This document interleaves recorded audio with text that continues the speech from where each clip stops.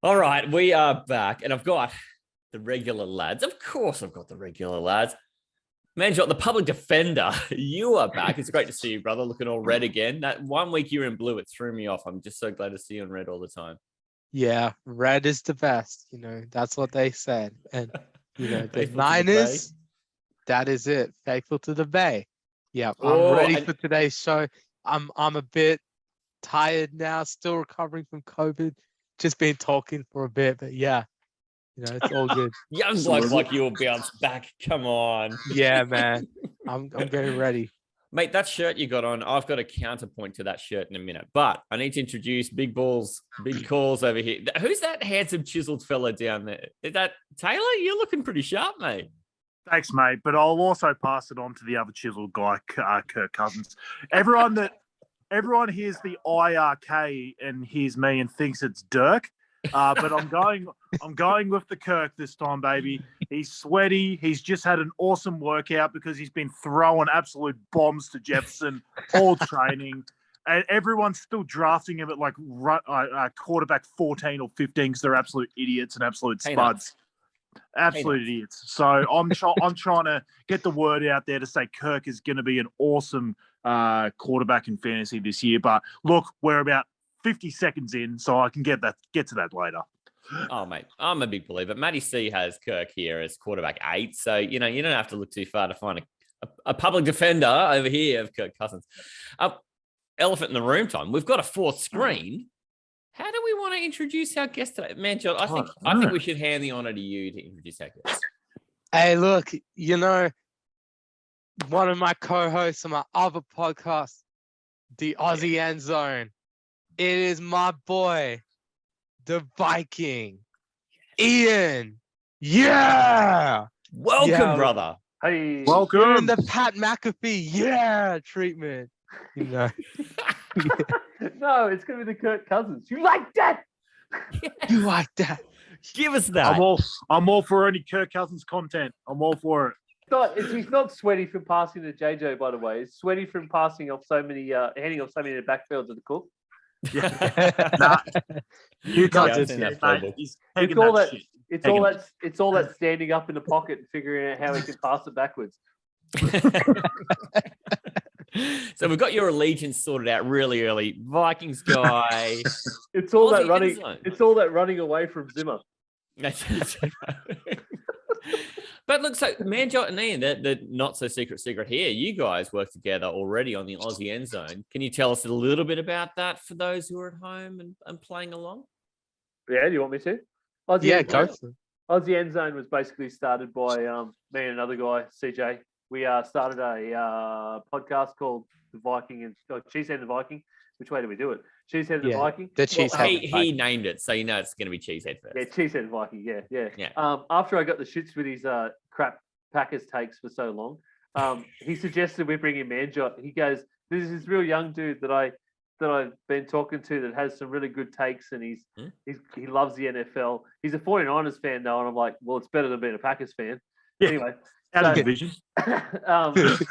So I'm like, yeah, sure. So Manjot came on, and then we got Brad, and then we basically just rebranded to Aussie Endzone.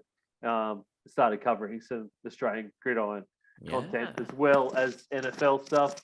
And now we've sort of, I guess, devolved to just talking about our teams and shit talking about the NFC the entire time because that's where we are. So. Yeah, evolved. It's in the eye of the beholder, I guess. And Manjot, do you have anything to add to Ian's analysis there? Yeah, I know that the episode list might be like no episodes for 8 months, but we're coming back. I'm telling you, and it starts today.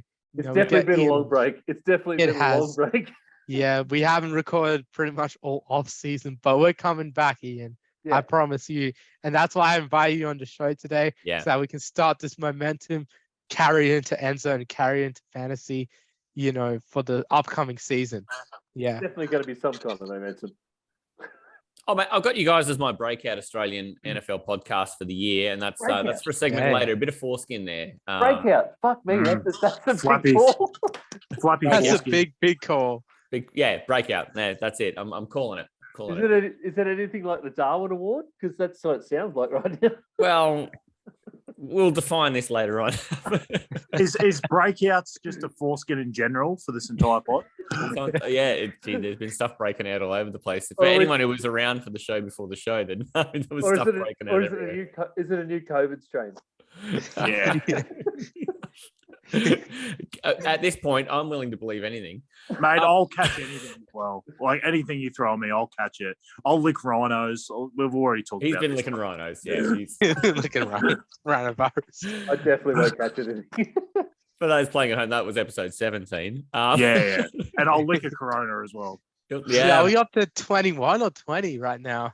19 today. But We're this one's getting going to close. push us to 19, 20, 20. I think we're going to get to 21 out of this one. It's going to be a bumper one. Every like 2 minutes, I'll just show Kirk Cousins because he's just so good looking.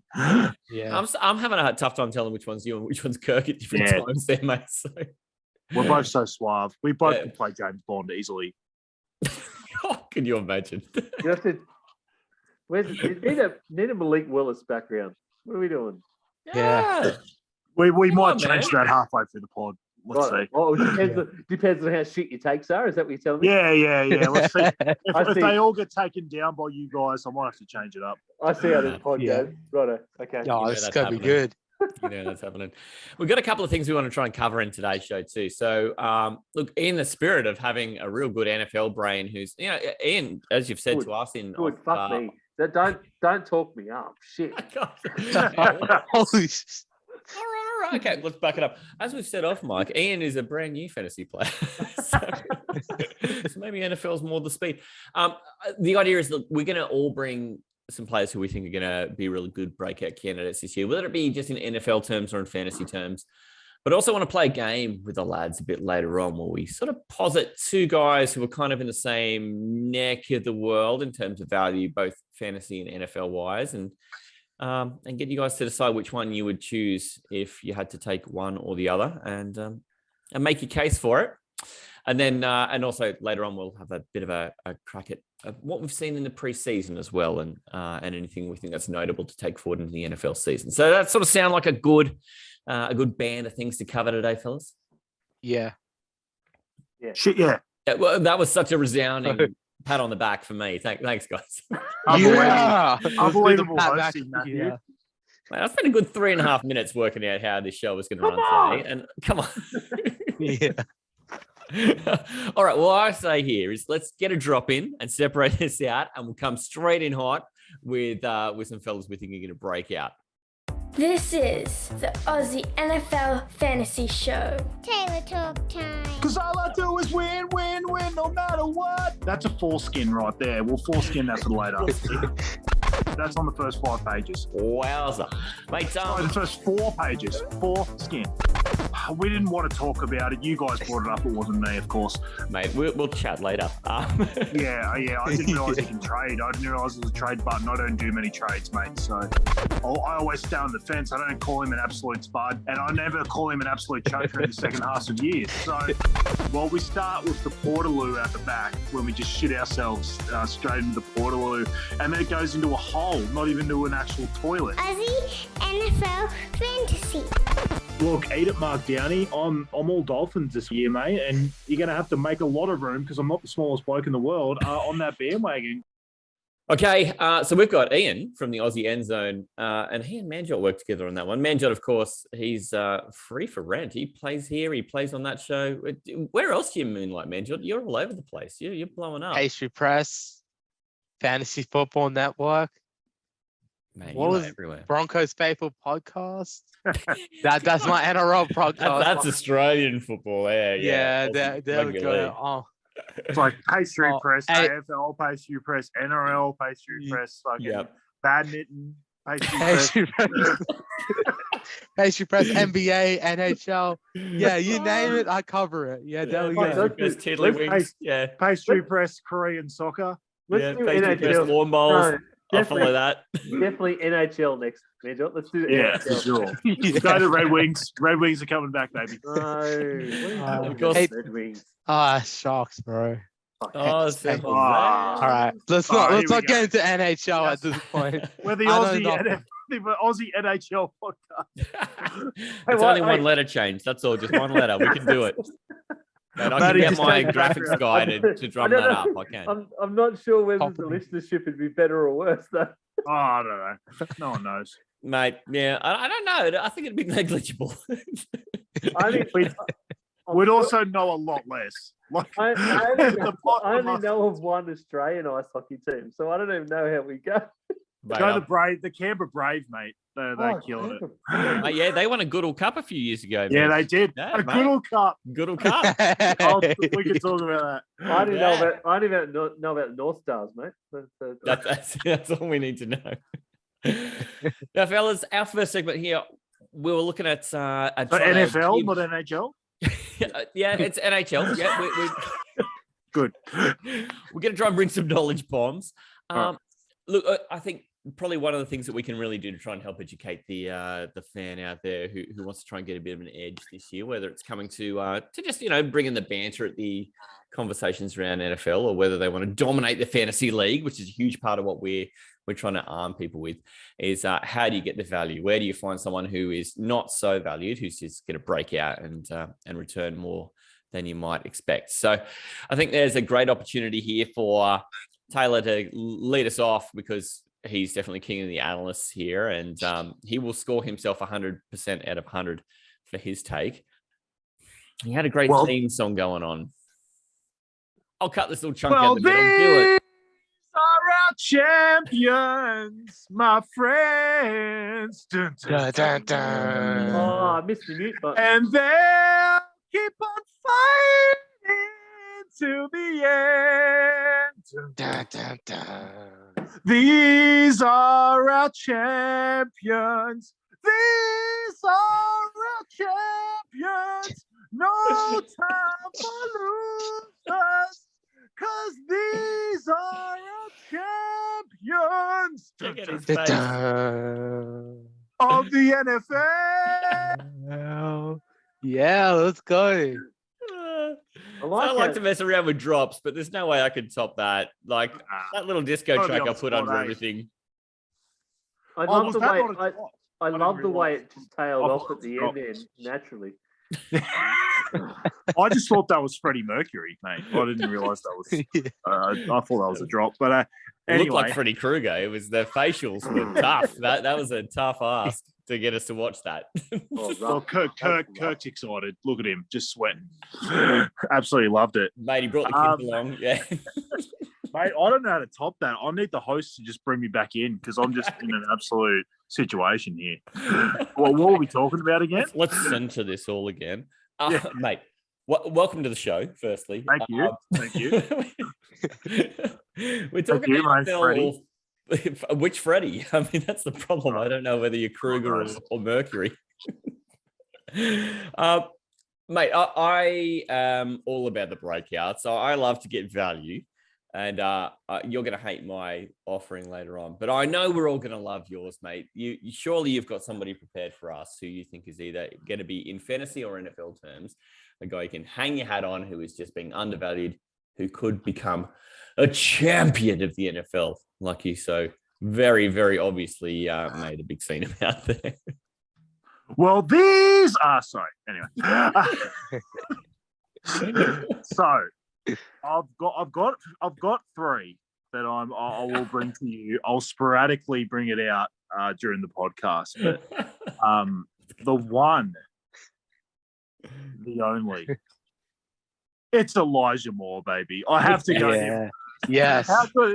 Could you honestly expect anyone else? Some people will double down. Some people will triple down. Talor will 86 down. 86. Yeah. So He's been talking about this since last year. I wasn't actually going to bring him up first initially, but the fact that in our pre-podcast chat that we talked about breakouts at the end of last season, and I brought Elijah Moore up. I have never wavered on him. This has never been one that I've just sort of changed my mind on. This is a backing on talent. I don't have a bunch of stats here to say why Zach Wilson's going to be, go forward. He's obviously got the knee injury as well now. I don't think that the quarterback situation is exactly why I'm picking a breakout here. I'm picking on talent. This guy is phenomenal. The fact that he nearly ended up on 1,000 yards in this Jets offense, which was deplorable last year, as a rookie second rounder, I just don't understand how he doesn't go forward from last year. Obviously, they drafted Garrett Wilson. They were always going to add an extra wide receiver to that core. Like, they were looking at Deebo Samuel for a while. If it was Deebo that they'd picked up, I'd be a little bit more worried. But the fact that it's a rookie, I'm not worried about a rookie going there. Well, I'm just not. I'm sorry. Like, a rookie always takes a while. Like, unless it's Jamar Chase or Justin Jefferson, who are complete outliers in the wide receiver position. I don't care about a rookie going there. Like, I am so in on Elijah Moore taking that next step forward. He's going at wide receiver 36 or something at the moment in drafts. Yep. It is absolutely insane. I've made the bold call. I'm not ranking him at the moment as a top 15 wide receiver, but I can see him being there at the end of the year because I just think he's going to be easily the best wide receiver over this entire season in fantasy. And if the Jets just take that little bit of a step forward, I know they're in a tough division. I get it. They're going to have games against the Pats. They're going to have games against the Dolphins. Like, it's not going to be easy. But if they just take a bit of a step forward, let's say it's like a 30 to 40% step forward from what they did last year, which doesn't take much. We've talked about the Giants before, that they had 15 touchdowns in the entire year. They could go to 30, which is double, which would be literally their league average. The Jets are not much different. They just need to take that little bit of a step forward, and Elijah Moore could easily take a huge chunk of that. Not worried about Corey Davis. They've got rid of literally everyone else except for bringing in a rookie. I'm not worried about anyone else in that wide receiver core. I think that if the Jets just take that little bit step forward, Elijah Moore is going to be a huge part of it. And if he goes to, he got nearly 1,000 yards in 13 games last year, 12, 13 games. He actually missed the last 4 games of the season. So if he's healthy, I like to predict health. Like, I can see him being 11, like more like a DJ Moore this year. I could see him having the same sort of impact, and we all know how DJ Moore doesn't have a good offense, but he still found a way to have 1,150 yards in 4 straight seasons. I can see Elijah Moore doing that this year, so he's my first pick. Mate, he had the yards, he just doesn't have the touchdowns, but we see Elijah Moore gets the touchdowns. Okay, I need to pass this around. Ian or Manjot, do you have anything you want to contribute there? Maybe start with Ian. On Elijah Moore? Yeah. What are you thinking? What am I thinking? Yeah, like I have to agree. I think he is going to be more of a breakout year. 2021 was probably a quiet year, but that was probably in part due to what the year was for the Jets more than anything. It was rookie season too. Yeah, rookie season. Although I don't think that counts as much these days. Good rookies, especially good rookie wide receivers, will always find a way to excel in games as long as they're given the opportunity, which is the other problem when you talk about the Jets, just in general. It doesn't matter who coaching staff is or who the front end staff are these days. It just they tend not to believe in guys their first year. So I think the second year is always much better when it comes to the Jets. And then I think you've got the comfortability if he comes back. Obviously, the comfortability of just of Zach Wilson and stuff like that. So he'll be there. They've had an entire off season a whole season and an off season to get linked together, to get mind melded, to figure themselves out. I think it's. I think I can't say no to it. Really, it's Can I just jump in too? He missed the absolute best time for a rookie wide receiver. Like, rookie wide receivers get better as the year goes on. So if anything, the last 4 or 5 weeks is normally the best time for those guys, and he missed those. So the fact that he was able to have that many yards without actually having the best period of a year in his rookie season, I think that just gives him a better opportunity to even break out this year, because he actually missed out on having that extra time at the end of last year. So his stats are completely diminished to what they could have been if he'd stayed healthy. So I just think that's an extra thing to consider as well. Mm-hmm. Yep. Well, what do you think there, Manjot? Do you jump on this wagon as well? I'm fully on the Elijah Moore wagon. Yeah, Manjot. Yeah. And Taylor, you better be watching out because the Astro League draft only in 11 days now, almost Coming. 10 because we all know what the time is. But We do. Elijah Moore might be one of our targets, Matty. You never know. Yeah, you might have to overdraft him there, Taylor, because Hang on. Mate, just love lay the Elijah cards out, Moore man. too. John. Make him make the next move, mate. I'm telling you. Yeah. I'm always happy to put my guys up in front. If people want to listen and take them early in front of me, that's fine. Yeah. I've never been someone to hide away from from all that stuff. So Nah. yeah, I just want to pick my guys and go with it. Yeah, Elijah. Now looking at his game log quickly off ESPN, he didn't have a 100-yard game. That's what I was going to say, except for that game against Miami where he had 141. He had a 2-touchdown game against Indy, and he was on a roll at the end of that last 5 games he played. He had 4 games in those last 5 where he caught at least 1 touchdown with that 2-touchdown game against Indy. Before that, no touchdowns. So he really improved as the season was going on. And you got to remember, Zach Wilson was a rookie quarterback. Elijah Moore, rookie wide receiver. Rookies don't always get up to game speed in the NFL, but full off season, as Ian said, with the full season coming off, that should build up Moore's confidence and Zach Wilson's confidence too. Now, the only thing is that knee injury, but I think that Elijah Moore in that sort of San Francisco 49ers scheme as well. You remember Robert Saleh is the coach. So you can use Elijah Moore in a variety of ways, I believe. You can even have a little bit of rushing work in there as well. Don't count too much on that. Don't expect him to be like a Debo player, but you can expect like maybe a few carries here and there every game. And then he's just going to have a good year receiving. I reckon at least 1,200 yards is my prediction for Elijah Moore. Because I don't think it matters that Zach Wilson's not going to be there, to be honest. Yeah, and that's the best part. I think it's just the way that Salah has structured the Jets this season, and he's been very up on Flacco, is that even with Flacco, they'll still achieve. And they've got Michael Carter and Breece Hall as well in the backfield. So I think you pair someone like Elijah Moore with them coming through the running back room as well. It's going to be a good season for him. And as long as it's a good season for the team, it's going to always be a good season for the wide receiver. Yeah. And I want to make it clear, this is a bet on ADP. I'm not saying he's better than Devontae Adams. I'm not saying he's better than Stephon Diggs. No. I'm saying that at wide receiver 36, that I think he's an unbelievable value. And he's going to have off games. Like in that division, there's going to be these slogfests where it's 17-14 and he's just not going to be able to get into the game as well as you'd think. But at that ADP he's at the moment in fantasy, you can afford to actually play him on matchups. Like you could pick him as your wide receiver 3 or 4 and just play him on matchups and get the best out of him. I just think there's an enormous opportunity and I just think he's a breakout and I could imagine him being far higher next year. Yeah, this could be the real year for him. So it'll be interesting to see how that works out. I mean, like the Jets or not, I think Taylor will score that one 100 out of 100 on his My Champ rating scale over there, right? Yeah, can I go higher than that?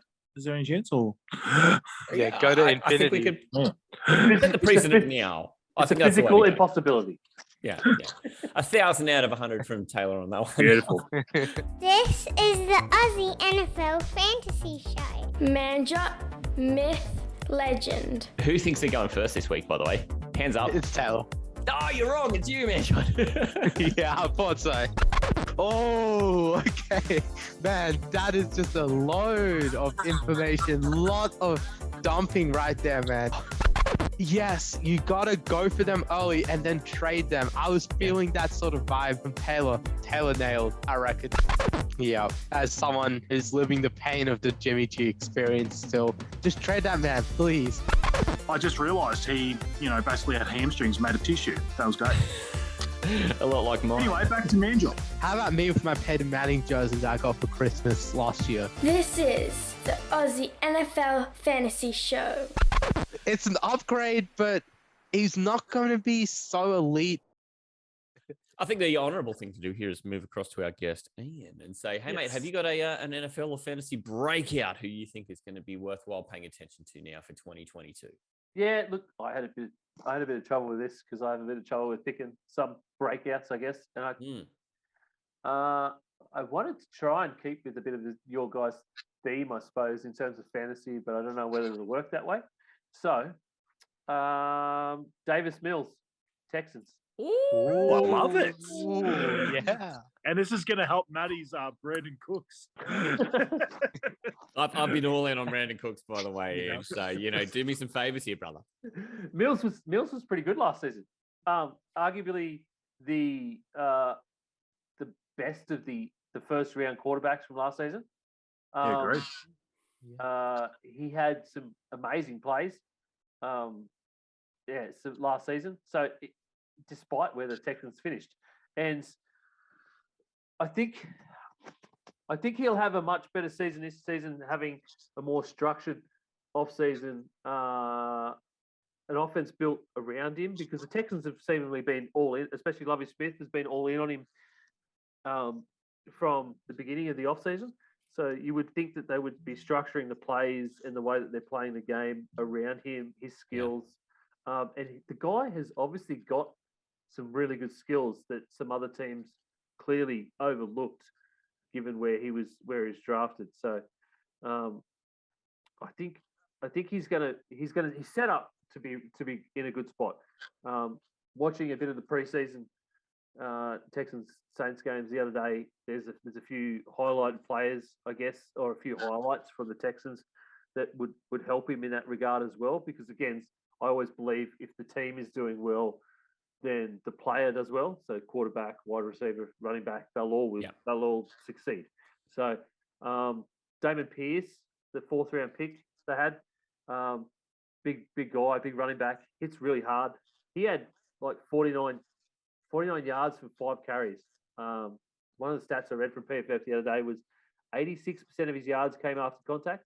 Stuff like that matters, So I think Davis Mills is set up to succeed this year. And then I think he'll be on the field.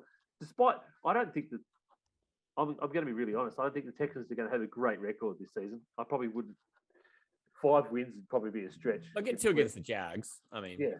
I was going to ask a real NFL question, Ian. Do you think the Texans want Davis Mills to be good? I know that sounds weird, but I'm wondering whether they're stoked of what they've got so far, but with all these quarterbacks that are projected to be in the draft next year, do you think they're actually kind of wondering whether it's actually better for them long term to actually be shithouse this year and then draft a replacement? To be honest, I think that they've definitely got some wandering eyes. I mean, why wouldn't you have wandering eye at this point when you've got the guys that are coming out? But there is a bit of a better the devil you know kind of situation, I think, as well. And clearly he had a really good season last season when everybody wrote him off. Everybody in the NFL, everybody, all the pundits, everybody wrote him off. But he had a pretty remarkable season, considering. Some of his plays were probably better than, I guess, your Zach Wilson's, even those few that Trey Lance had. Trying to think of some others. Mac Jones, easily better.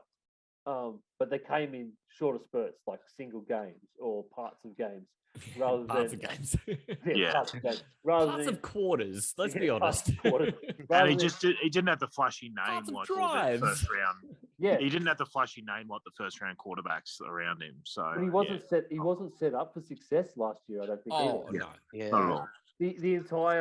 The entire Watson situation did not set him up for success. The entire shithouse situation that the Texans put themselves in didn't set him up for success. Whereas I think they've gone in with Lovie Smith a bit. They believe in him, I guess, to a point. So obviously Lovie believes in Davis Mills because he wouldn't be there, or they'd have a different QB1 if that was the case. So you just have to see. I think he'll have a better season. I think it's a bit more of a breakout season. I expect him to at least be a mid-level quarterback, if not better, this season. So that's saying a bit. That's sticking your neck out, and that is a Davis Mills joke right there. Yes, it is. Paddle neck mills. Yeah. There you go. I got one in there. Was it Mike Lennon that was going around? Yeah. Having a neck off those two. Yeah. Hey, Manjot, do you concur with Ian on this one? I can see a Davis Mills breakout happen. His last month of the season was pretty good. If you especially look at that game against the Chargers, a very big upset win, 41-29 they had. He had a couple of passing touchdowns, 254 yards. Those were pretty good. He just struggled the next week against San Fran, but he did throw 3 touchdowns and 301 yards to finish off the season against the Titans. So he was having an amazing season just at the end there. Talked about that ass secondary. You know what? That Titans game was all armed too. It was all long throws. Yeah. So I think everybody that watches the NFL or is in the NFL can agree that if you've got the arm strength and the arm talent to be able to make those kind of throws consistently within a game, then you're a good way to be able to succeed as at least a mid-level quarterback. You know? Do I believe that he's going to be a top-tier quarterback for the next 5 years? No, absolutely not. Absolutely not. The dude, within the next 5 years, he will be a top-class QB2 somewhere, you know, Texans or elsewhere. But for this season, pretty good. He'll get by, yeah. I think he's got the Mr. Trubisky kind of feel about him, but maybe a little bit more accurate. He's definitely got the power. He's got the movement too. He's got some movement. And Trubisky can move. Like he can move. Yeah, Trubisky can move. Yeah. That's I absolutely that comparison is absolutely apt. I think. Yeah. There you go. Can I use this opportunity to take a shot at Urban Meyer, which makes absolutely no sense? Thanks, mate. Can't wait for this. The Jags just on the way out. Just grinding up against fucking Cougars, just at his own bar in Jacksonville. This is exactly what I couldn't understand about why they even took ETN in the first round. Is if you've got a guy like, let's say you've got Davis Mills and as a low round draft pick and he's playing well in his first season, wouldn't you draft around that? Like, why wouldn't you go, all right, this is an awesome opportunity. We've actually got a low round quarterback and he's playing well. Let's build around him and actually try and give him like something to succeed with. And this is pretty much what I felt like with James Robinson last year. Like, you got a guy undrafted or very low drafted, wherever he was, and you were like, all right, this is a very good part of our team. Instead of drafting to make him succeed, let's just draft his replacement. Like, it didn't really make any sense in the first round. And this is what I think the Texans are in, where they're like, well, Davis Mills, we didn't expect anything out of him, but he showed us enough in the first season. If he shows more in the second season, then we can draft different pieces for our team and move forward quicker than we ever thought we could have. So I think they're going to give him 8 or 9 weeks next year. And if he shows promise, they're going to go, you know what, we won't draft a quarterback next year. Let's actually try and build around him to make him succeed. So I just don't understand why. I love to take a shot at Urban Meyer any chance I can. I have no idea why they did that.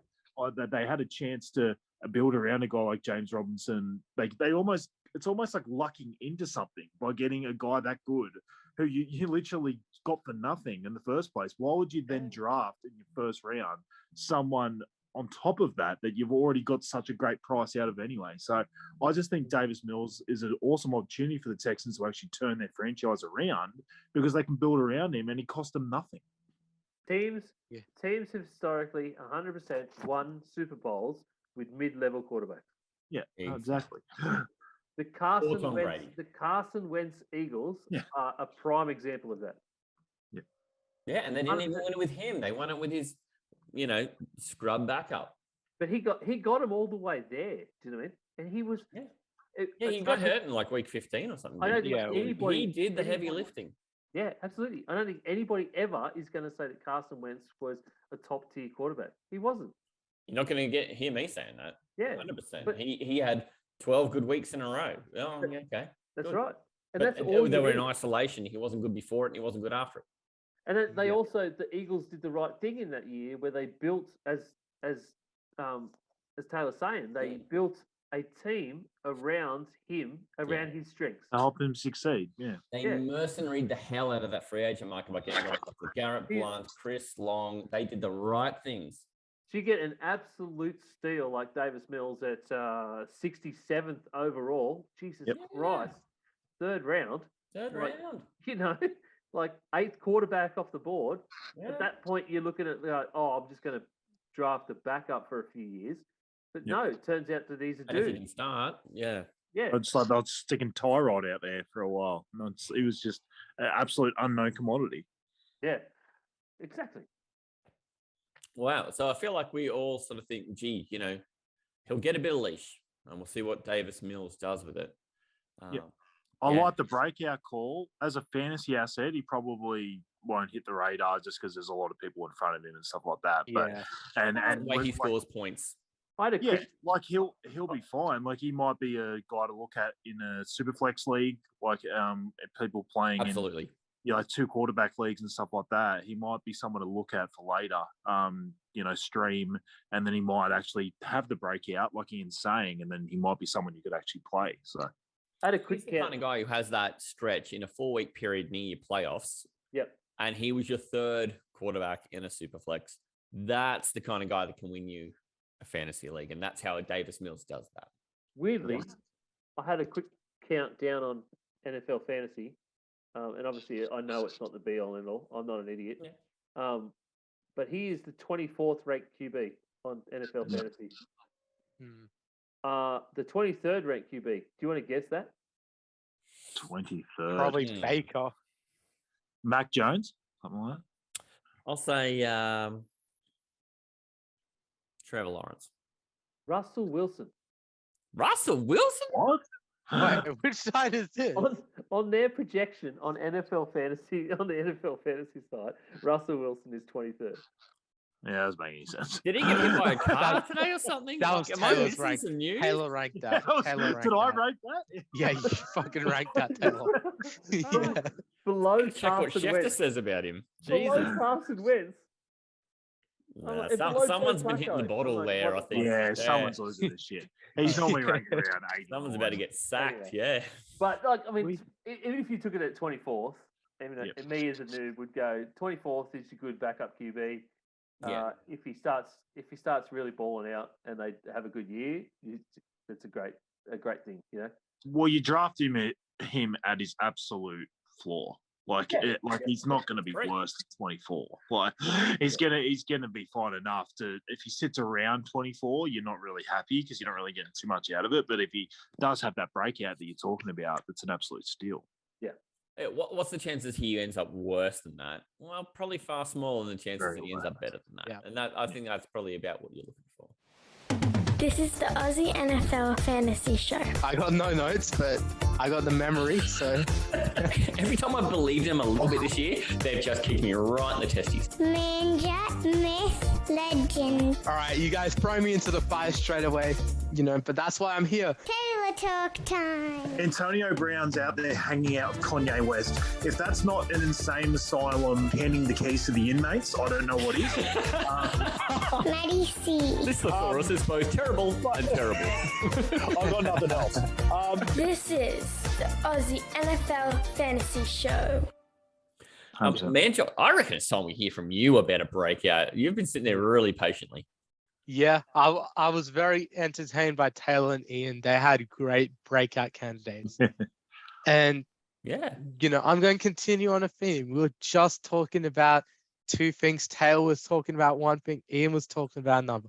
So 2nd-year quarterback whose team has spent a lot of money this year and in the previous few years to build around him. He has a real chance to break out. I'm starting to think it's someone different. Don't you say Trey Lance. Serious. No, Yes.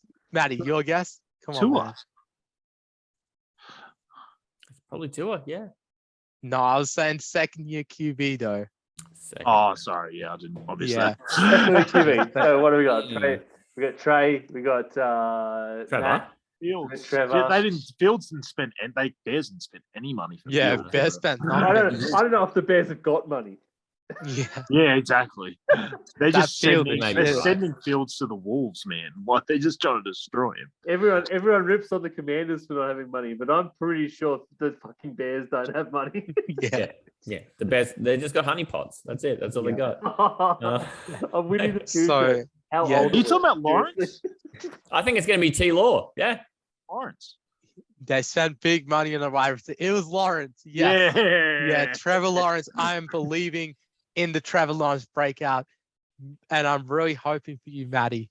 I'm really Jags fan. hoping for the Trevor Lawrence breakout because I know Cool. long-suffering Jaguars fan. But He's the still thing not is, going to be the best Jaguars QB ever. yeah, I think he's already second behind Brunel. I mean, that's how Yeah. fast that happens. yeah, No, what are we talking about? This one. What are we talking about? Where are you? yeah. Where's Minshew? Yeah. We're just going to give him a chance to grow a stash. Yeah. So So if Trevor Lawrence grows a stash with that hair, oh my god. Yeah. it's good. It's Get him good. up here. I want to buff him. Yeah. Yeah, 100%. Yeah. So my reasoning with Trevor Lawrence, why I'm going with him, Jaguars spent a ton in free agency to give Had him to. help. Even on defense, they spent a ton of money, Had to. and Had to. you had to because of the cap and the Yeah. rollover. It was Yeah, we gonna, would lose it if we didn't. yeah.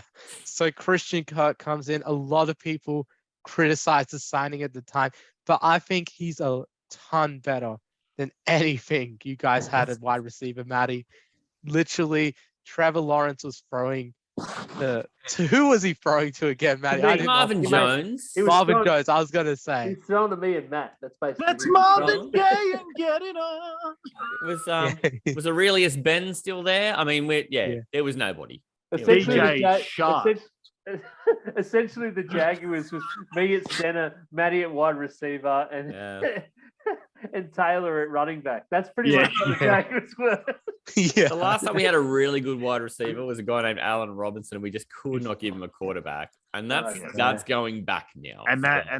that followed him for the rest of his career too. Until I now. mean, till Yeah, now, until now. Until now. But He's he's finally got that probably the quarterback. best value wide receiver in the universe at the moment. Oh mate, oh don't foreskin. Maybe someone else Yeah. is going to bring him out later. Yeah, Maybe. so my reasoning, you think about Peyton Manning, right? We're huge fans of him, Always. Matty. I We're never huge- don't think about Peyton Manning. Look at Yeah, that Always forehead. in my mind. Look at that forehead. Yeah, my just forehead's writes so much growing on it. every day. Yeah, my forehead's growing every day in honor of him. Emulating his idol. You could write a poem on that thing. Yeah, 100%. It's a 5-head. Encyclopedia. Yeah, and his Hall of Fame bust makes it look even better. My full Doesn't it? thesaurus, my But- whole thesaurus could go on there. But Peyton Manning's rookie season, he threw like a record interceptions until Jameis yeah. broke it. Trevor Lawrence, he struggled in his rookie season, but Do I get the he's chance to have a go at Urban Meyer again? No. yeah. No, This no is- more Evermore. When you mentioned Urban How'd you Meyer, go? I was just so I was gonna he stole my entire line. That's what I was gonna mention because Are you gonna- it was Are you just going to kick the kicker while he's down? Is that what you're telling me? No, yeah. kicking Yeah. kickers Oh. here. Yeah. Yeah. So look, Urban Meyer, terrible hire. You did not like that culture at all. Matty, you did went not through work. so much pain. It did not work at all. Oh, It was costs hopeful. Matty. It costs Matty 12 more beers. You can Yeah. tell, Yeah. which It- it costs him every year. I mean, It they were was a only complete- Tsingtaos or something like that. They weren't good beers, but I mean, still, it's 12 and that hurt my it's all heart. right. Yeah. Does Ian know that story that me and him every single time me and Matty bet 6 beers on every Jags and Titans game, and basically he owes me 12 beers every year. Yeah, for about 3 years there, it balanced, but it's been a pretty tough like 5. in a row There was like the first like 3 or 4 years we tied, and then Yeah, like you never had 5 to or pay it 6 off. years in a row since I've won. I've never Yeah. lost. It's never been He's never 2-0. lost. He's on a streak. Never Had lost. to give a beer. Yeah. So back to Sorry. my analysis. Okay. That Yeah. was a great story. Yeah, this is Great stuff. amazing sidetracking going on tonight. good I diversion. absolutely love it. I don't know whether I would agree with you, Manjot. Is he hyped to have a breakout year, or has he already been overhyped? Do you know what I mean? Yeah, Ooh. The post-hype sleeper. yeah. I think he's. Yes, I think yes, he's on the. There's some good things going on in the Jags, 100%. And I agree, like signing Christian Kirk. Who else they signed? Evan Ingram, Jay Jones. Yeah. Zay Jones. And then what else have they got going on back there? Oh, Travis Etienne's back. Yeah. Trayvon Mate. Walker on defense as well. Yeah. They've improved that defense. Yes, a lot. there's good things going on at the Jags, but is he gonna have a quote unquote breakout year? Like, is he gonna be big? I don't know. Put your case out there, Manjot. Come on. Yeah, public defender. Public defender. This is my first role. Yep. Public defender. I'm the Number jury. one. I'm the jury. Convince me, mate. Yeah. So look, all the new signings at wide receiver, tight end, 100% better than whatever the Jaguars had last year. They had Tebow try out a tight end. That is literally how bad it Company really was bare, got. mate. They We had traded for Dan Tebow. Arnold. My God. I had the mailman. We the traded mailman. something for Dan Arnold. Yeah, Dan Arnold. We gave away God damn. assets for Dan Arnold. Yeah, he's it was still not there. good. I know. Yeah, Urban He won't leave. Urban Meyer had no clock management, no time management, no absolute management. any sort of management skill That's that what- are needed. That's part of my He could point. manage his way around a bar. I That's noticed part that. of- Yeah. yeah, He can manage a grind session. he can manage his way around something. I know that. For sure. Yeah. Yeah. No, he managed that. Managed the hell out of that. But That's part of my point, though, too. Though I think his first year was wasted, right? yeah, And we all 100%. know we all know that the majority of rookie QBs take at least a couple of years to really find their stride. Second year is always the point where you know whether they are going to be all time or not. Okay, and I mean, and he's been classed as a generational talent since he came out. But his first year was wasted because of the Urban Meyer experience. Really. Yeah. So realistically, to me, this year is kind of like his first year again. He's got a real coach. Yeah. You know what I mean? He's got people around him that give a shit about his development because their fate is tied to his development. So is he going to have a breakout this year, or is he going to be basically, I think personally, I think he'll be what Mac Jones was last year. Yeah. Where he'll be good, bordering on great, but not any better than that. Can I just say too, it sucks when so many quarterbacks are hyped coming straight into the draft, like when so many are taken so early. It makes you think that they've had a really shit year when they don't just completely break out in their first season. Like you're going to see this year when like the first quarterback, was Pickett, and then the second quarterback was like in the fourth round or something, like third or fourth round. Like no one really gave a shit about quarterback this year. There's not going to be the same pressure on quarterback this year. So they're going to have like one good throw, and all of a sudden everyone's going to be like putting on highlights talking about how good this quarterback is because they had one good throw. Whereas last year they were all hyped so much that they had to like basically come out and have this ridiculous season. Otherwise they were just seen as a bust. So it's really hard. Like it's really like a media driven league at the moment. Like where we're all talking about the fact that these guys have to bust, like boom or bust basically straight away. And like, I agree. Like Lawrence doesn't really have to go to being like ridiculously good in his second year to be a breakout. Like if he's just Mac Jones, like you said, Ian, like that's actually a way better season than what he had last year. Mate, So in the playoffs consistently, 100%. really ever. If he could be someone who could put us in a spot where like Mac Jones or Jalen Hurts got their teams to the playoffs, did either team look like they belonged there? No, they were rookies. I'd be expect okay too with much getting out of there rookies. and not looking like we belong. That's a breakout to me. We expect too much out of rookie quarterbacks, especially. 100%. It's such a like a position where you really need a lot of confidence, and you really got to work your way into it. And we just expect way too much out of, what was it, 4 guys taken in the top 12 or something? Like it was insane. Oh yeah. Most teams don't even make the playoffs, right? So this is one of the things that makes this league great, is that the teams who make the playoffs are actually good teams. So to even get there is actually a deal in the way. It doesn't matter if you make the playoffs in the NBA. Less than half the teams miss the playoffs in the NBA, especially now with the way they've got that thing structured. We're literally 4 teams in each conference don't have a shot, and that's it. it actually is a big deal to make it. So you see guys like Hurts and Mac Jones make it, and people don't necessarily think that's a massive deal. I don't know. I just think that's an impressive deal from a team who are perennially not playoff teams. And this is where I think the NFL, the TV show, takes over from NFL, the sport. NFL, the sport, that's an excellent result. NFL, the TV show is, oh, well, that guy wasn't Mahomes' second season, so he's a bum. Yeah. I don't know if I believe that. Maybe, sorry, Manjot, we probably spoke over you a bit more. Like if you've got more points about Lawrence's breakout. I was thinking about Joe Burrow, his sort of breakout last season. I can see that happen with Lawrence. They're surrounding him with talent. And I'm thinking Christian Kirk, I think he's primed for a good season this year with Lawrence as well.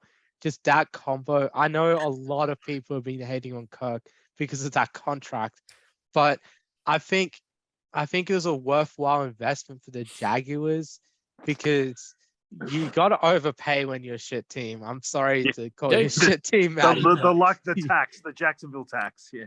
There's great weather and there's a pool deck in the stadium, though. So come on. Yeah, cool off. Yeah. Come on. It's not all bad. Sprinkler showers when you're beating Miami. The Astros, mate, they don't win many games, but the culture's awesome. Yeah.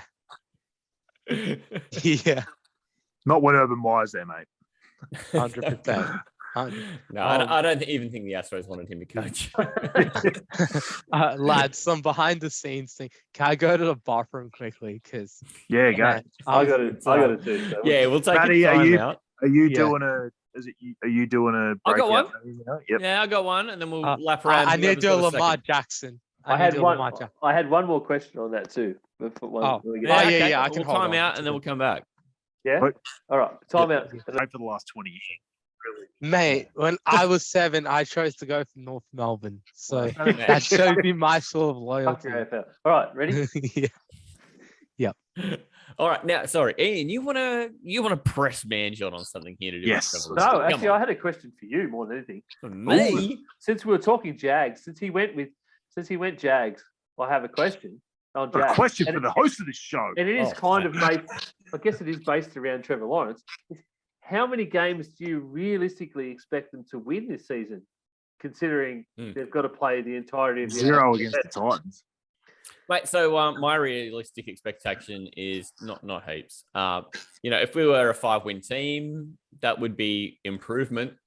I think the problem when you tip out the entire bathwater one season and then you tip it all out again on a guy he's the generational talent, he's the big investment, and you've already just gone through and cycled through 2 entire coaching staffs on him in the first 2 years. It's tough to come back from, and I kind of worry that we're going to waste him because I think the problem is then he'll end up bouncing around the NFL to somewhere like the fucking Patriots. He'll then turn him into a 6-time champion, and it'll piss me the fuck off. So yeah, I'm nervous about it. I think if he has another really crappy season, he's going to start to get on the nose in a town which really needed him. I think to Manjot's point on the signings as well and the lengths of the signings is that they've done the right thing in terms of going for multi-year signings. Because this year, I mean, realistically, it should be a write-off, and it's because the only reason I really say that you run is because they're playing the AFC West. It is obviously, without a doubt, the hardest division in NFL this season. The most contested. Yeah. Just the talent. Anyone disagree with that? Nah. No. But 2023, they're scheduled to play the AFC East. So you get back to playing the Dolphins and the Patriots and the Jets. Yeah, teams who aren't at the peak of their powers, right? That's right. So, and apart from, I mean, I didn't include the Bills in that because, because they're just going to touch everyone up for the next few years. The Bills are going to be on a Patriots-like roll for at least. Really everyone up. It's all right, mate. We beat the Bills last year. We'll beat them again. I know the Bills and the Chiefs 2 weeks in a row, didn't you, Tate? No way. We did. That won't be this year. But because this guy wouldn't shut up after that happened. He just fuck. So okay. Moving on. And that's why I was on about Lawrence. I don't think it'd be as Ben was saying, a bit massive breakout one this year. I think next year is more realistic because of the schedule more than anything. Yeah, look, and I think that's a fair point. I mean, I love the Jags, and I am sick with Jag fever, and you'll never ever get me to not want them to succeed. But realistically, a lot's got to go right the years that we do, and it doesn't happen often. So am I hopeful? 100%. Is that realistic? No. If I'm a QB, I'd rather play against the West than the East, though. Like, I think the defense is better than the East.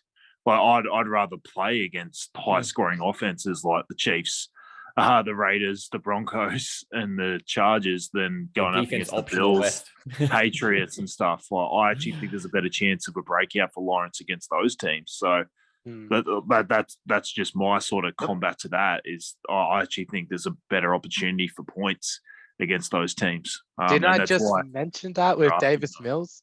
Yeah. Against 100%. The Chargers last year. I know the Chargers have improved a lot this year, but it was a 41-29 game that game. So Lawrence can have similar games. That would be good. They also got the NFC East. So there's a few teams they can beat, I reckon, like the Giants, the Commanders, maybe even pull one off over the Eagles or Cowboys. Who knows? With this Jags. Let's not be too hopeful. Yeah, let's not. I'm not getting your hopes up now, Matty. Don't worry. This is the Aussie NFL Fantasy Show. So why not attack the host of this show? I feel like we should organise some sort of prize for you or something. I don't know. Last week, everyone had AIDS. This week, everyone has Yades. Aussie. Funnily enough, this position is called tight end, but it's leaving me with my end less than tight. NFL. You know what you do. You go and get T. Higgins. I don't know why. I just had this feeling you wouldn't like Joe Mixon. David Montgomery. Hunter Henry. Jarvis Landry. Teddy Two Gloves. Kenyon Drake. Fantasy. Byron Pringle was actually pretty good. Yeah, mate. There's a Chris Kringle, that guy. That didn't sound very exciting. There's only one quarterback I think is hotter. Don't take it. There's a pick I want, man. Don't take it, mate. This is how big of a fan I am. I have a 49ers checker set. This is the Aussie NFL Fantasy Show. The only thing that was tightening up was my pants. Yeah. Here comes Matty's Brandon Cook's take. Was there a bit of foreskin in what Manjot said there? Firstly, I haven't actually explained the shirt too. I've realised I'm the host with the Most, and I said I was going to rival Manjot's shirt, but I've got the Raiders, because I'm going AFC this week, Randy Moss on tonight. Randy Moss. Hey. There you go. So that's, something we do every week. I have to change conferences. Elijah is really happy, mate. Look at him. He just loves it. Mate, I think he just gave me a wink. I think it's because he likes my take. We were talking about it before. And mate, I'm going wide receiver with my breakout because I was a wide receiver and I love wide receivers. But I think it's a difficult thing to do when, as a rookie, you have a 900-yard season. But I'm taking a bit of a punt on Devonta Smith over at the Eagles. Oh, now this is random. I like this because you have not brought this up at all, like during the podcast, the entire preseason. So I like these takes. I will go after anybody in a dynasty league who's got Devonta Smith who was not happy with him last year, and I will take that guy for all he's worth because last year we got 104 targets in an offense that wasn't terrific with a run-first quarterback. He got 900 yards. He had 5 touchdowns, which, it's not terrific. But I think the thing that's interesting about it is that while he only had 54 yards a game, he played 82% of snaps. So he's in the game. And of those 5 touchdowns, get this, they went 4-1 in games where he had a touchdown catch. All the touchdowns came from Hurts, which is a good sign. And they were in all sorts of situations. There was a 30-plus yarder. There were a couple of goal line package touchdowns where they were under 6-yard passes. But have a go at this. In all instances for those 5 touchdowns, after that play was completed, the Eagles trailed in none of those games. So not only is that the case that he's getting these touchdowns in varied situations, and as the season went on and was when he was getting them, he's getting them in the tough situations, in the situations where they got to have the play. Does A.J. Brown going in there change that? Well, maybe, but I kind of get maybe there's a bit of a Roddy White Julio thing going on here from way back in the old Falcons days of they're actually both probably pretty good receivers and you can't double both. So this is kind of what I'm looking at is there's a world where they both succeed. And if 900 yards is a pretty good season, there's an excellent opportunity for Devonta Smith to outrun his touchdowns and outrun his yards and become a really, really damn worthwhile receiver instead of one who I think there's probably a lot of people who owned him in fantasy last year who weren't satisfied. I've got issues. Someone else want to have a crack? You always got issues with Matty's takes. I do. I want to hear your issues.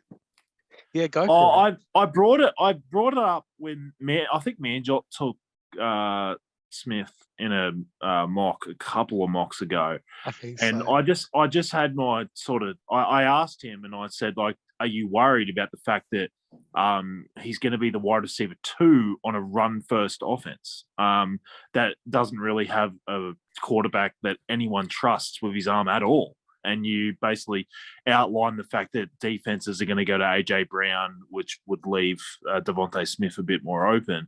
But I'm just worried that I actually think the Eagles being a good team this year, like I would pick them to win their division. I'm worried that just doesn't leave many opportunities for this team to be behind much to need to throw. Like I just think Jalen Hurts is the beneficiary by having both of these guys. I don't think either of them are very good at their ADP. But I believe that means that Jalen Hurts is going to be good though because he has both of them.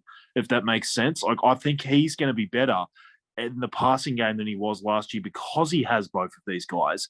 But I think they're going to split work so much that I don't think you're ever going to pick which day it's going to be an AJ Brown day or which day it's going to be a Devontae Smith day. And like, I don't know if you're going to have to play them as your flex or something every single week to make sure that you get the boom game from them. But I'm just not sure that in this offense that's predicated on the run that you're ever going to be solid in playing either of these guys. So I agree with Matty. Like, I would rather take Devontae Smith than AJ Brown because he's way lower in ADP. But I just don't see either of them as a breakout or anyone in that wide receiving core as a breakout from the Eagles because there's going to be like 6 to 7 games where they're just way in front. Maybe like they're up like 17-3, like going into the fourth, and they're just going to have to do fuck all in the fourth quarter. I'm just worried about that from the Eagles offense. Yeah, okay. And I think, I'm not sure that they're a run first offense as much as they're a quarterback who runs and he sees that opportunity, he takes it. And I think they're taking that because they're trailing a lot of games and that's what he does. I'm not sure that that's the case this year. I'm not sure that they're behind as much. I mean, I still think that he's going to take advantage of that and he's going to be a great fantasy own because he's got the legs. But, I think a lot of the product of him wanting to run is that he hasn't had the opportunities to get the ball out because it's Devonta Smith or it's Dallas got it or it's into the crowd. So I'll tuck and run. And I just feel like that's got to improve. They will pass more. I guarantee that. I think that's I'm just not sure who that goes to each week. That's my issue. Yeah, where I feel like I'm sure I know who it goes to. The 2 guys. Yeah. Two guys or 3 though. That's the problem. Because I think you'll find that the team itself, and probably Jalen being the younger of the guys, will look to the more experienced guy in AJ Brown first, and I think that Devonta Smith is going to end up splitting reps with Hightower.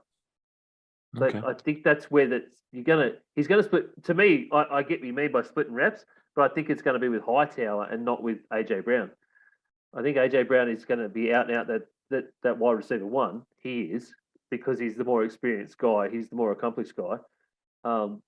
And I feel like AJ Brown would develop a bit more of a rapport with Jalen Hurts just through camps and through practices and stuff. And that combination will come about.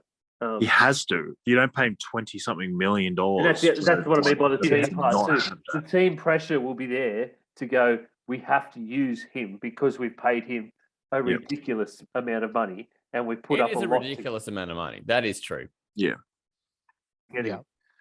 So I'm waiting for Manjot to rip me a new arsehole here. He's very injury prone. Very quiet. AJ is very injury prone. Well, not just AJ's not just injury prone though too. Devonta Smith is injury prone, and it turns out I was just having a quick Google that Hightower is very injury prone. Like, what have the Eagles done here? Where they've picked 3 dudes who could possibly be out at once. We're going to get down to WR4, and there goes the entire Jalen Rager's game. I'm not terrified of Jalen Rager or Quez Watkins taking over the world. You we know? talk about ruining Hightower, to be honest. like Jags ruining Lawrence, but the Eagles are effectively going to ruin Hurts by putting really injury-prone guys around him constantly. They may as well just put Minshew in and just go for it. I worry about it more being Boys, hurt when he gets injured, you know, because just he had an just feels update. like he has to do it all. You had an update? I just had an update. I just did a fart and it moved Devontae Smith because he's about fucking 1 kilo. So, but that's all it would take for him to fucking fall over. These guys saw me in my pads last week. We actually look alarmingly similar. Devontae Smith and I. We both look like we're just wearing our dad's gear. You guys are the same BMI. And it's just like half a BMI. It's 0.5. 0.5. It's that's about right. The Eagles depth chart is the weirdest thing I've ever seen too. There's so many non-names on it. Yeah, and that to me that made me just double down on it. Okay, so they've got 2 guys who are actual NFL receivers and nothing else. It just didn't seem that tricky. Yeah, I know. Jalen Reagor is Jalen Reagor. I mean, he hasn't ever been great, but who the hell is Quez Watkins? Yeah. He's the fastest guy in Madden. That's the only reason I know him from Madden Mobile. Seriously? Yeah, I played Madden Mobile Means 20 or something. And that's the only reason. hamstrings. He's no Ty Thornton. It's a weird team. When you've got a QB, that runs as much as Hurts does, that trusts his legs as much as Hurts does. Yeah. It's hard to be a wide receiver. As much as it's hard to be the running back in that team as well. Yeah.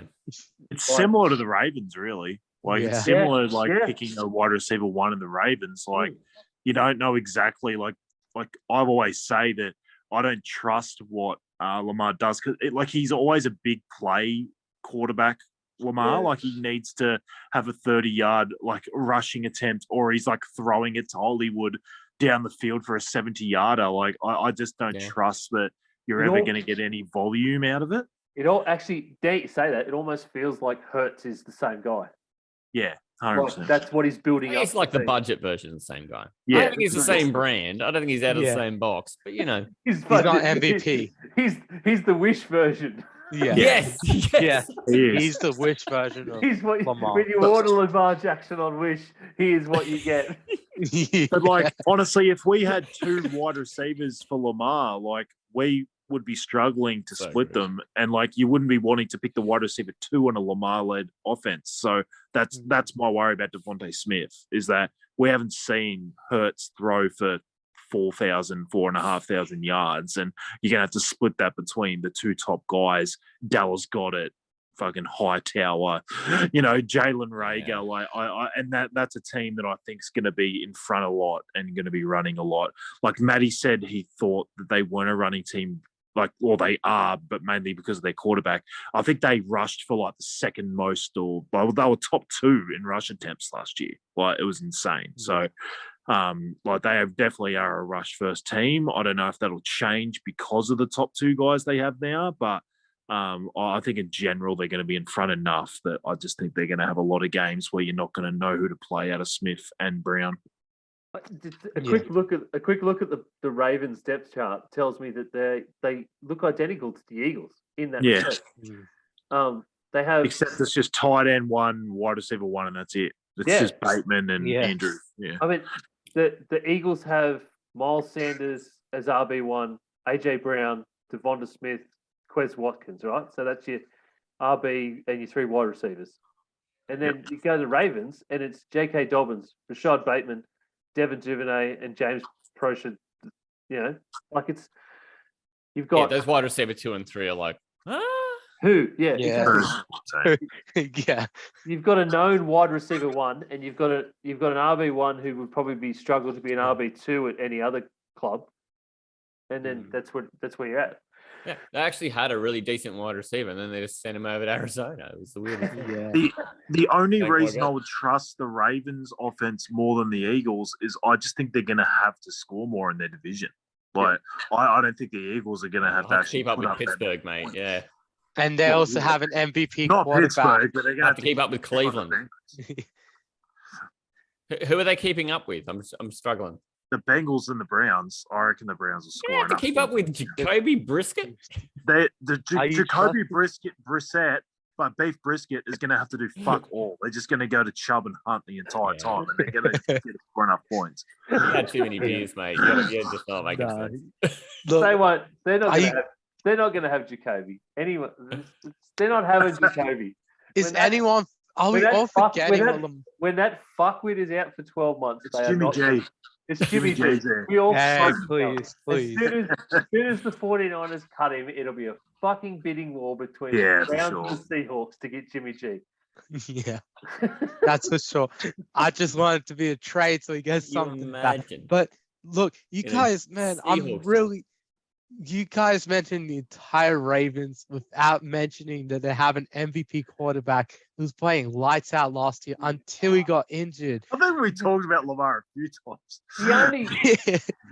Lamar who? But you haven't got in depth of him. The only saving grace of Lamar is that he openly admits he wants his passing game to be more of an asset to the Ravens than previous years.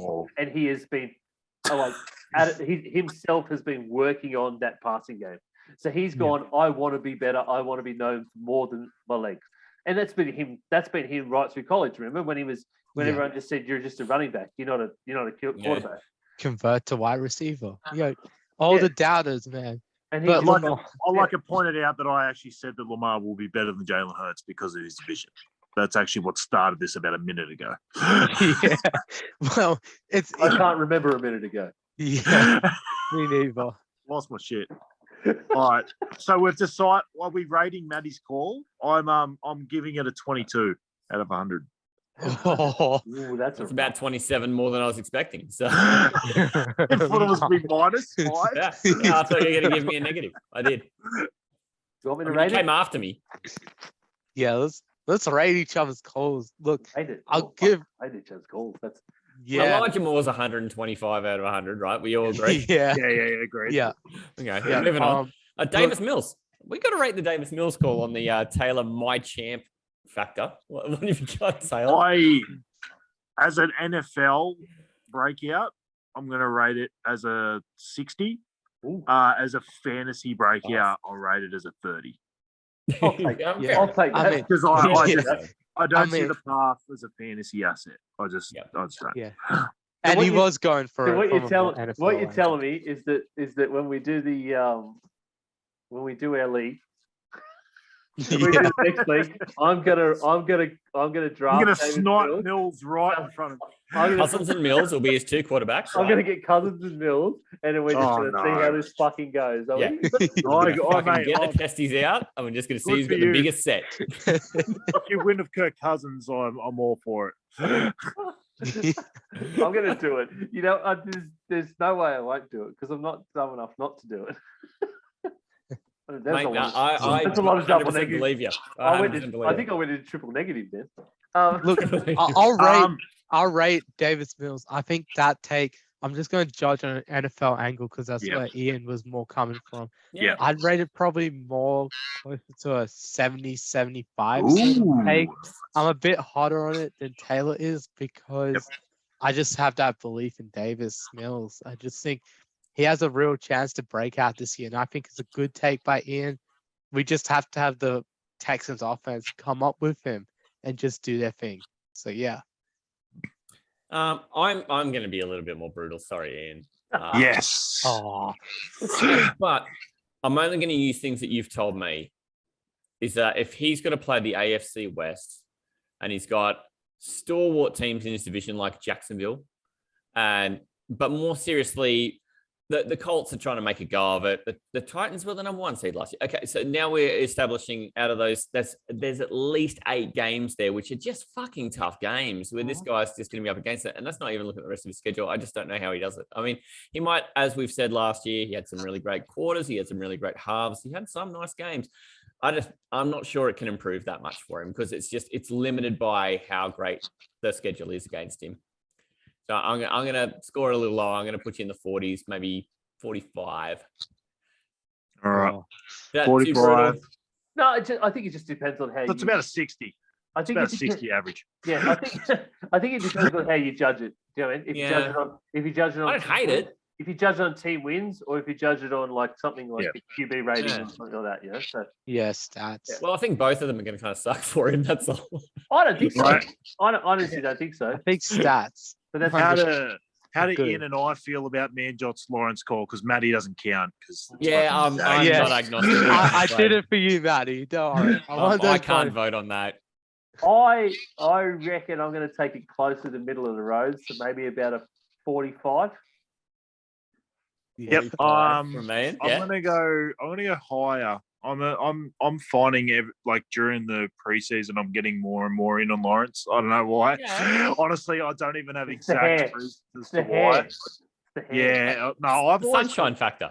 I reckon his hair is overrated. That's a bold take. My I'll hair's take a better. bold take. I reckon his I hair is reckon overrated. he needs Stringy more. as fuck. He needs more of this. Yeah. He needs that mint juice.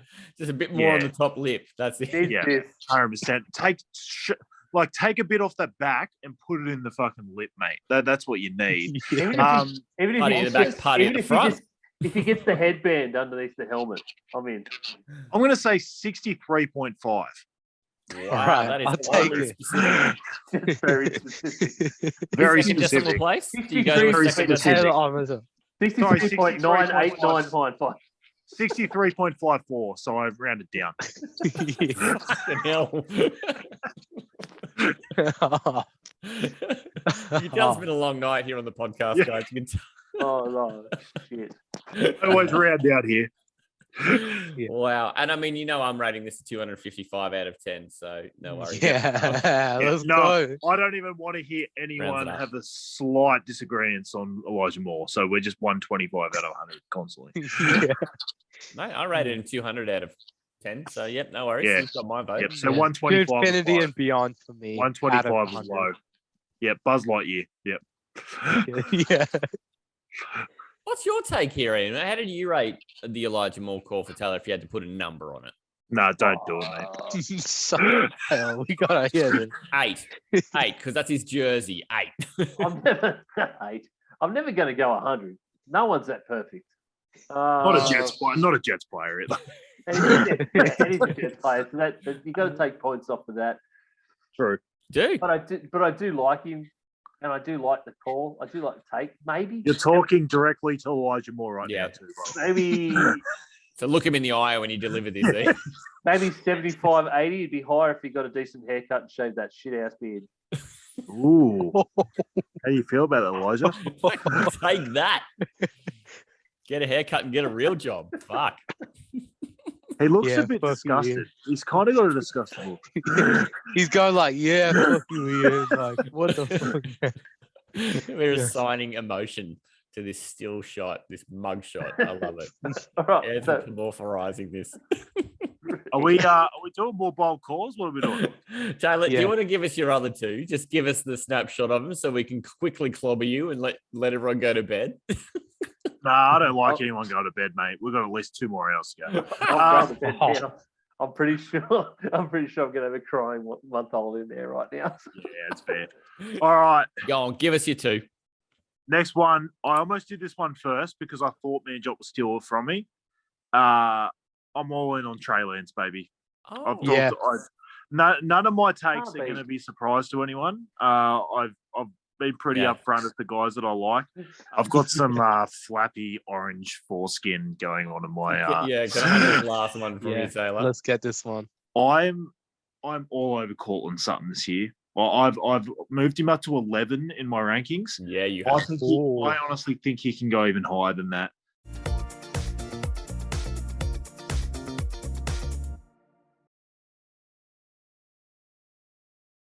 And he starts going like he goes absolutely mental and then like nearly explodes. Like the game show version of playing Nick Kyrgios, eh? Aussie, So just to clarify, one team scores more points and they both lost to the Jets. So you have to take the team that scores more points. Yes. NFL, You guys made me really thirsty with all those like trophy picks. Like, Trophy I is was making me thirsty. fantasy. Who won starts the week, Roland? Let's not talk about it. Okay, right. On to the next one. This is what 20 years of being a Jacksonville Jaguars fan does to a man, I reckon. I feel like this was so much easier when I wrote it down. You guys are making this sound so hard. This is the Aussie NFL Fantasy Show. But it was in the Brady era, yeah. Everything's in the Brady era, mate.